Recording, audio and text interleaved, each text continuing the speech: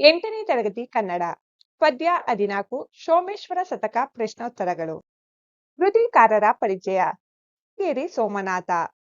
ಕಾಲ 12ನೇ ಶತಮಾನ. ಸ್ಥಳ ಧಾರವಾಡ ಜಿಲ್ಲೆಯ ಸಿರಹಟ್ಟಿ ತಾಲೂಕಿನ ಹುಲಿಗೇರಿ. ಇವರು ಹುಲಿಗೇರಿ ಸೋಮನಾಥ ಎಂದೇ ಪ್ರಸಿದ್ಧಿ. ಇವರ ಅಂಕಿತನಾಮ ಹರಿಹರ ಶ್ರೀ ಚನ್ನ ಸೋಮೇಶ್ವರ. ಪ್ರಕೃತ ಚೌಪದಿಗಳನ್ನು ಕನ್ನಡ ಸಾಹಿತ್ಯ ಪರಿಷತ್ ಸಂಪಾದಿಸಿರುವ ಸೋಮೇಶ್ವರ ಶತಕ ಕೃತಿಯಿಂದ ಆಯ್ಕೆ ಮಾಡಿಕೊಳ್ಳಲಾಗಿದೆ. ಕೊಟ್ಟಿರುವ ಪ್ರಶ್ನೆಗಳಿಗೆ ಒಂದು ವಾಕ್ಯದಲ್ಲಿ ಉತ್ತರಿಸಿ. ಪ್ರಶ್ನೆ 1. ನಿಜವಾದ ಬಂಧು ಯಾರು? ಉತ್ತರ: ನಮ್ಮ ಹಿತವನ್ನು ಬಯಸುವವರೇ ನಿಜವಾದ ಬಂಧು. ಪ್ರಶ್ನೆ 2. ಧಾರ್ಮಿಕನೆಂದು ಯಾರನ್ನು ಕರೆಯಲಾಗಿದೆ? ಉತ್ತರ: ತಂದೆ ತಾಯಿಯನ್ನು ಸಲಹಲು ಬಲ್ಲವನನ್ನು ಧಾರ್ಮಿಕ ಎಂದು ಕರೆಯಲಾಗಿದೆ. ಪ್ರಶ್ನೆ 3. ರಾಜನಾದವನ ಕರ್ತವ್ಯವೇನು? ಉತ್ತರ: ಪ್ರಜೆಗಳನ್ನು ಪಾಲಿಸುವುದು ರಾಜನಾದವನ ಕರ್ತವ್ಯವಾಗಿದೆ. ಪ್ರಶ್ನೆ 4. ಆಲದ ಮರದ ಬೀಜ ಸಿಡಿದು ಭೂಮಿಗೆ ಬಿದ್ದು ಏನಾಗುತ್ತದೆ? ಉತ್ತರ: ಆಲದ ಮರದ ಬೀಜ ಸಿಡಿದು ಭೂಮಿಗೆ ಬಿದ್ದು ಎಮ್ಮರವಾಗುತ್ತದೆ. ಪ್ರಶ್ನೆ 5. ಹುಲಿಗೇರಿ ಸೋಮನಾಥನ ಅಂಕಿತನಾಮವೇನು? ಉತ್ತರ: ಹುಲಿಗೇರಿ ಸೋಮನಾಥನ ಅಂಕಿತನಾಮ ಹರಿಹರ ಶ್ರೀ ಚನ್ನ ಸೋಮೇಶ್ವರ. ಕೊಟ್ಟಿರುವ ಪ್ರಶ್ನೆಗಳಿಗೆ 2-3 ವಾಕ್ಯಗಳಲ್ಲಿ ಉತ್ತರಿಸಿ. ಪ್ರಶ್ನೆ 1. ಸೂರತಿ ಹಾಗೂ ಸುತನ ಬಗೆಗೆ ಕವಿ ಏನು ಹೇಳಿದ್ದಾನೆ? ಉತ್ತರ: ವೇದಗಳನ್ನು ಬಿಡದೆ ಪಠಿಸುತ್ತಾ ಪಾಲನೆ ಮಾಡುವವನೇ ಸೂರತಿ. ಒಳ್ಳೆಯ ವಿದ್ಯೆಯನ್ನು ಸಂಪಾದಿಸಿ ಮಾತಾಪಿತರಿಗೆ ಸದ್ಗತಿಯನ್ನು ತೋರುವ ಒಳ್ಳೆಯ ಮಗನೇ ಸುತನು ಎಂದು ಕವಿ ಹೇಳಿದ್ದಾರೆ. ಪ್ರಶ್ನೆ 2. ಭಟ ಮತ್ತು ದ್ವಿಜರ ಲಕ್ಷಣಗಳೇನು? ಉತ್ತರ: ಧೈರ್ಯವಂತನೇ ನಿಜವಾದ ಭಟ. ಒಳ್ಳೆಯ ಆಚಾರವನ್ನು ಹೊಂದಿರುವವನೇ ದ್ವಿಜ ಎಂದು ಸೋಮನಾಥ ಹೇಳಿದ್ದಾನೆ. ಕೊಟ್ಟಿರುವ ಪ್ರಶ್ನೆಗಳಿಗೆ 5-6 ವಾಕ್ಯಗಳಲ್ಲಿ ಉತ್ತರಿಸಿ. ಪ್ರಶ್ನೆ 1. ಶ್ರೇಷ್ಠ ಮಂತ್ರಿಯಲ್ಲಿರಬೇಕಾದ ಲಕ್ಷಣಗಳೇನು? ಉತ್ತರ: ಅತಿ ಗಂಭೀರನು, ಉದಾರನು, ಧೀರನು, ಮಹಾ ಸಂಪನ್ನನು, ಸತ್ಯಾತ್ಮನು, ರೂಢಿಯಲ್ಲಿರುವ ಹಲವು ಲಿಪಿ ಭಾಷೆಗಳನ್ನು ಬಲ್ಲವನು, ಲಂಚಕ್ಕೆ ಕೈ ಚಾಚದವನು, ವ್ರತವನ್ನು ಪಾಲಿಸುವವನು, ಧರ್ಮಪರನು, ವಿಚಾರವಂತನು, ಶಾಮ, ದಾನ, ಭೇದ, ದಂಡ ಎಂಬ ಚತುರೋಪಾಯಗಳನ್ನು ಬಲ್ಲವನು, ಒಡೆಯನ ಕಾರ್ಯದಲ್ಲಿ ನಿಷ್ಠೆ ಇರುವವನು ಆಗಿರುವವನೇ ಶ್ರೇಷ್ಠ ಮಂತ್ರಿ ಎಂದು ಸೋಮನಾಥರು ಹೇಳಿದ್ದಾರೆ. ಪ್ರಶ್ನೆ 2. ಬಡವ ಬಲ್ಲಿದನಾಗುವನು ಎಂಬುದಕ್ಕೆ ಕವಿ ನೀಡಿರುವ ನಿದರ್ಶನಗಳ್ಯಾವುವು? ಉತ್ತರ: ಚಂದ್ರನು ಒಂದೇ ಸಮನಾಗಿರುವುದಿಲ್ಲ. ಕೃಷ್ಣ ಪಕ್ಷದಲ್ಲಿ ಕಳೆಗುಂದಿದರು ಮತ್ತೆ ಶುಕ್ಲ ಪಕ್ಷದಲ್ಲಿ ವೃದ್ಧಿ ಹೊಂದುವುದಿಲ್ಲವೇ? ಬಹಳ ಸಣ್ಣದಾಗಿರುವ ಆಲದ ಬೀಜವು ಸಿಡಿದು ನೆಲದ ಮೇಲೆ ಬಿದ್ದು ಮೊಳೆತು ದೊಡ್ಡ ಮರವಾಗುವುದಿಲ್ಲವೇ?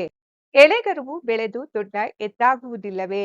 ಮಿಡಿ ಹಣ್ಣಾಗುವುದಿಲ್ಲವೇ? ಹಾಗೆಯೇ ದೇವರ ಕೃಪೆ ಒಲುಮೆ ಇದ್ದರೆ ಮುಂದೊಂದು ದಿನ ಬಡವನು ಬಲ್ಲಿದನಾಗದಿರುವನೇ ಎಂಬುದು ಬಡವ ಬಲ್ಲಿದನಾಗುವನು ಎಂಬುದಕ್ಕೆ ಕವಿ ನೀಡಿರುವ ನಿದರ್ಶನಗಳು. ಸಂದರ್ಭ ಸಹಿತ ಸ್ವಾರಸ್ಯವನ್ನು ವಿವರಿಸಿ. 1.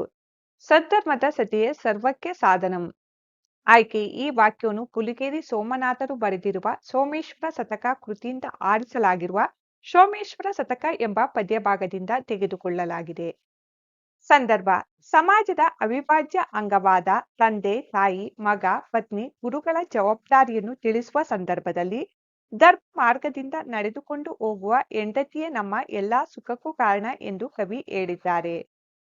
ಸ್ವಾರಸ್ಯ: ಗಂಡನ ಯಶಸ್ಸು, ಕೀರ್ತಿ, ಸಂಸಾರದ ಉನ್ನತಿ ಎಲ್ಲದಕ್ಕೂ ಸತಿಯೇ ಕಾರಣಳು ಎಂದು ಹೇಳುವ ಮೂಲಕ ಜೀವನದಲ್ಲಿ ಆಕೆಯ ಮಹತ್ವವನ್ನು ಇಲ್ಲಿ ಸ್ವಾರಸ್ಯಪೂರ್ಣವಾಗಿ ತಿಳಿಸಲಾಗಿದೆ.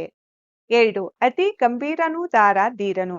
ಆಯ್ಕೆ: ಈ ವಾಕ್ಯವನ್ನು ಹುಲಿಗೇರಿ ಸೋಮನಾಥನು ಬರೆದಿರುವ ಸೋಮೇಶ್ವರ ಶತಕ ಕೃತಿಯಿಂದ ಆರಿಸಲಾಗಿರುವ ಸೋಮೇಶ್ವರ ಶತಕ ಎಂಬ ಪದ್ಯಭಾಗದಿಂದ ತೆಗೆದುಕೊಳ್ಳಲಾಗಿದೆ. ಸಂದರ್ಭ: ಕವಿಯು ಒಳ್ಳೆಯ ಮಂತ್ರಿಯಲ್ಲಿರಬೇಕಾದ ಗುಣಗಳನ್ನು ತಿಳಿಸುವ ಸಂದರ್ಭದಲ್ಲಿ ಈ ಮಾತನ್ನು ಹೇಳಿದ್ದಾರೆ. ಅತಿ ಗಂಭೀರನು, ಉದಾರನು, ಧೀರನು, ಹಲವು ಲಿಪಿ ಭಾಷೆಗಳನ್ನು ಬಲ್ಲವನು, ಲಂಚಕ್ಕೆ ಕೈ ಚಾಚದವನು, ಧರ್ಮಪರನು, ವಿಚಾರವಂತನು, ಚತುರೋಪಾಯಗಳನ್ನು ಬಲ್ಲವನು, ಒಡೆಯನ ಕಾರ್ಯದಲ್ಲಿ ನಿಷ್ಠೆ ಇರುವವನೇ ನಿಜವಾಗಿ ಒಳ್ಳೆಯ ಮಂತ್ರಿ ಎಂದು ಹೇಳಿದ್ದಾರೆ. ಸ್ವಾರಸ್ಯ: ಮಂತ್ರಿಯಾದವನಿಗಿರಬೇಕಾದ ಗುಣಗಳಲ್ಲಿ ಗಂಭೀರತೆ, ಉದಾರತೆ ಮತ್ತು ಧೀರತನ ಅತ್ಯವಶ್ಯಕ ಎಂಬುದನ್ನು ಕವಿ ಇಲ್ಲಿ ಸ್ವಾರಸ್ಯಪೂರ್ಣವಾಗಿ ವರ್ಣಿಸಿದ್ದಾರೆ. 3. ಉಡುರಾಜ ಕಳೆಗುಂದಿ ಪೆರ್ಜ ದಿಹನೆ.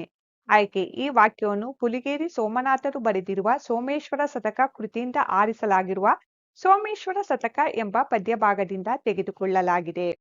ಸಂದರ್ಭ: ಮನುಷ್ಯನಿಗೆ ಕಷ್ಟ ನಷ್ಟಗಳು ಬಂದಾಗ ನಿರಾಶಾವಾದಿಯಾಗಬಾರದು, ಯಾವಾಗಲೂ ಆಶಾವಾದಿಯಾಗಿರಬೇಕು. ಒಂದು ದಿನ ಎಲ್ಲವೂ ಒಳ್ಳೆಯದು ಆಗುತ್ತದೆ ಎಂದು ಹೇಳುವ ಸಂದರ್ಭದಲ್ಲಿ ಚಂದ್ರನು ಕೃಷ್ಣ ಪಕ್ಷದಲ್ಲಿ ಕಳೆಗುಂದಿದರು ಮತ್ತೆ ಶುಕ್ಲ ಪಕ್ಷದಲ್ಲಿ ವೃದ್ಧಿ ಹೊಂದುವುದಿಲ್ಲವೇ ಎಂದು ಕವಿ ಈ ಮಾತನ್ನು ಹೇಳಿದ್ದಾರೆ. ಸ್ವಾರಸ್ಯ. ದೈವದ ಶಕ್ತಿಯ ಮುಂದೆ ಮನುಷ್ಯನ ಪ್ರಯತ್ನ ಏನೂ ನಡೆಯುವುದಿಲ್ಲ. ಕಾಲ ಕಾಲಕ್ಕೆ ವಿಧಿಯ ನಿಯಮದಂತೆ ಎಲ್ಲವೂ ನಡೆಯುತ್ತದೆ. ಇಂದು ಬಡವನಾಗಿರುವ ವ್ಯಕ್ತಿ ಮುಂದೆ ಶ್ರೀಮಂತನಾಗಬಹುದು ಎಂಬುದು ಸ್ವಾರಸ್ಯಕರವಾಗಿದೆ. ಮೊದಲೆರಡು ಪದಗಳಿಗಿರುವ ಸಂಬಂಧದಂತೆ ಮೂರನೇ ಪದಕ್ಕೆ ಸಂಬಂಧಿಸಿದ ಪದ ಬರೆಯಿರಿ. 1. ಮಿಡಿ ಬಣ್ಣಾಗದೆ ಎಳೆಗರು ಎತ್ತಾಗದೆ. 2. ಮೃಕೋದ ಆಲದ ಮರ ಉಡುರಾಜ ಚಂದ್ರ. 3. ಭಕ್ತಿಯುಳ್ಳ ಆಗಮ ಸಂಧಿ ಕಳೆಗುಂದು ಆದೇಶ ಸಂಧಿ. 4. ಧರ್ಮ ಅಧರ್ಮ ಬಡವ ಬಲ್ಲಿದ. 4. ಕಾರ್ಯ ಕಜ್ಜ ಭಕ್ತಿ ಬಕುತಿ. ಅಭ್ಯಾಸ ಚಟುವಟಿಕೆ. ಕೊಟ್ಟಿರುವ ಪ್ರಶ್ನೆಗಳಿಗೆ ಉತ್ತರಿಸಿ. ಪ್ರಶ್ನೆ 1. ಅಲಂಕಾರ ಎಂದರೇನು? ಉತ್ತರ. ಕಾವ್ಯದ ಸೌಂದರ್ಯವನ್ನು ಹೆಚ್ಚಿಸುವ ಚಮತ್ಕಾರಿಕ ಮಾತುಗಳೇ ಅಲಂಕಾರ. ಪ್ರಶ್ನೆ 2. ಉಪಮಾಲಂಕಾರ ಎಂದರೇನು? ನಿದರ್ಶನ ಸಹಿತ ವಿವರಿಸಿ. ಉತ್ತರ. ಉಪಮಾ ಎಂದರೆ ಹೋಲಿಕೆ ಎಂದರ್ಥ.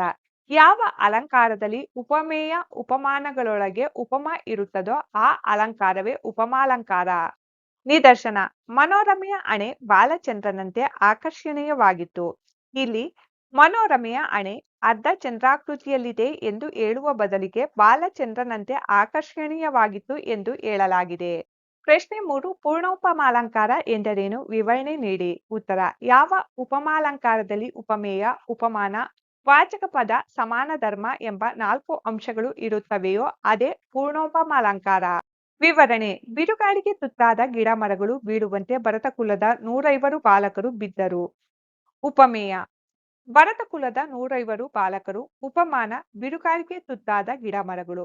ವಾಚಕ ಪದ ಅಂತೆ ಸಮಾನ ಧರ್ಮ ಬೀಳುವುದು. ಅಲಂಕಾರ ಉಪಮಾಲಂಕಾರ ಅಥವಾ ಪೂರ್ಣೋಪಮಾಲಂಕಾರ. ಸಮನ್ವಯ. ಉಪಮೇಯವಾದ ಭರತಕುಲದ 150 ಬಾಲಕರು ಬಿದ್ದಿರುವುದನ್ನು ಉಪಮಾನವಾದ ಬಿರುಗಾಳಿಗೆ ತುತ್ತಾದ ಮರ ಗಿಡಗಳಿಗೆ ಹೋಲಿಸಿರುವುದರಿಂದ ಇದು ಉಪಮಾಲಂಕಾರ. ಈ ಅಲಂಕಾರದಲ್ಲಿ ಉಪಮೇಯ ಉಪಮಾನ ವಾಚಕ ಪದ ಸಮಾನ ಧರ್ಮ ಎಂಬ 4 ಅಂಶವಿರುವುದರಿಂದ ಇದು ಪೂರ್ಣೋಪಮಾಲಂಕಾರವೂ ಹೌದು. ಪ್ರಾಯೋಗಿಕ ಭಾಷಾಭ್ಯಾಸ. ಕೊಟ್ಟಿರುವ ವಾಕ್ಯಗಳಲ್ಲಿರುವ ಅಲಂಕಾರಗಳನ್ನು ಹೆಸರಿಸಿ ಸಮನ್ವಯ ಮಾಡಿ. 1. ಮನೋರಮೆಯ ಮುಖ ಕಮಲದಂತೆ ಅರಳಿತು. ಉಪಮೇಯ ಮನೋರಮೆ. ಉಪಮಾನ ಮುಖ ಕಮಲ. ವಾಚಕ ಪದ ಅಂತೆ ಸಮಾನ ಧರ್ಮ ಅರಳಿತು. ಅಲಂಕಾರ. ಉಪಮೇಯ ಉಪಮಾನ ವಾಚಕ ಪದ ಹಾಗೂ ಸಮಾನ ಧರ್ಮ ಹೊಂದಿರುವುದರಿಂದ ಇದು ಪೂರ್ಣೋಪಮಾಲಂಕಾರವಾಗಿದೆ. ಸಮನ್ವಯ. ಉಪಮೇಯವಾದ ಮನೋರಮೆಯ ಮುಖ ಉಪಮಾನವಾದ ಕಮಲಕ್ಕೆ ಹೋಲಿಸಿರುವುದರಿಂದ ಇದು ಉಪಮಾಲಂಕಾರ. 2. ಗೀಚಕನ ಗೂಡುಗಳು ತೂಗುವ ತೊಟ್ಟಿಲಿನಂತೆ ತೂಗುತ್ತಿದ್ದವು. ಉಪಮೇಯ ಗೀಚಕನ ಗೂಡುಗಳು. ಉಪಮಾನ ತೂಗುವ ತೊಟ್ಟಿಲು. ವಾಚಕ ಪದ ಅಂತೆ ಸಮಾನ ಧರ್ಮ ತೂಗುತ್ತಿದ್ದವು. ಅಲಂಕಾರ ಪೂರ್ಣೋಪಮಾಲಂಕಾರ. ಇಲ್ಲಿ ಉಪಮೇಯ ಉಪಮಾನ ವಾಚಕ ಪದ ಹಾಗೂ ಸಮಾನ ಧರ್ಮಗಳನ್ನು ಹೊಂದಿರುವುದರಿಂದ ಇದು ಪೂರ್ಣೋಪಮಾಲಂಕಾರ. ಸಮನ್ವಯ. ಉಪಮೇಯವಾದ ಗೀಚಕನ ಗೂಡುಗಳನ್ನು ಉಪಮಾನವಾದ ತೂಗುವ ತೊಟ್ಟಿಲಿಗೆ ಹೋಲಿಸಿರುವುದರಿಂದ ಇದು ಉಪಮಾಲಂಕಾರ. ಸೋಮೇಶ್ವರ ಶತಕ ಪದ್ಯದಲ್ಲಿ ಬರುವ ಪ್ರಾಸ ಯಾವುದು? ಉತ್ತರ. ಸೋಮೇಶ್ವರ ಶತಕ ಪದ್ಯದಲ್ಲಿ ಬರುವ ಪ್ರಾಸಗಳೆಂದರೆ ಪೋರುವಾತಂ ಕಲಿಸಿತಾದಂ ಮಧ್ಯಪ್ರಾಸ 1ನೇ ಪದ್ಯ. ಮಾಡದಂ ಧಾರ್ಮಿಕಂ ತಾನವದಂ ಅಂತ್ಯಪ್ರಾಸ 2ನೇ ಪದ್ಯ. ಕೈ ನೀಡಿದಂ ಬಲ್ಲವಂ ಅಂತ್ಯಪ್ರಾಸ 3ನೇ ಪದ್ಯ. ಉಡುರಾಜಂ ಸಿಡಿದುಂ ಬಡವಂ ಆದಿಪ್ರಾಸ 4ನೇ ಪದ್ಯ. ಕೊಟ್ಟಿರುವ ಪದ್ಯ ಭಾಗವನ್ನು ಕಂಠಪಾಠ ಮಾಡಿ. ಪದಗಳ ಅರ್ಥ. ಆತ್ಮ ತನ್ನ. ಉಡುರಾಜ ನಕ್ಷತ್ರಾಧಿಪತಿ ಚಂದ್ರ. ಊರ್ಜಿತ ರೂಢಿಯಲ್ಲಿರುವ. ಒಲ್ಮೆ ಪ್ರೀತಿ. ವರ್ಣ ಅಕ್ಷರ. ಕೊರೆ ಕಾಪಾಡು. ಮಕ್ಕಳೇ, ಈ ನೋಟ್ಸ್ನಲ್ಲಿ ಯಾವುದಾದರೂ ತಪ್ಪುಗಳಿದ್ದರೆ ಕಮೆಂಟ್ಸ್ ಬಾಕ್ಸ್ನಲ್ಲಿ ತಪ್ಪದೇ ತಿಳಿಸಿ.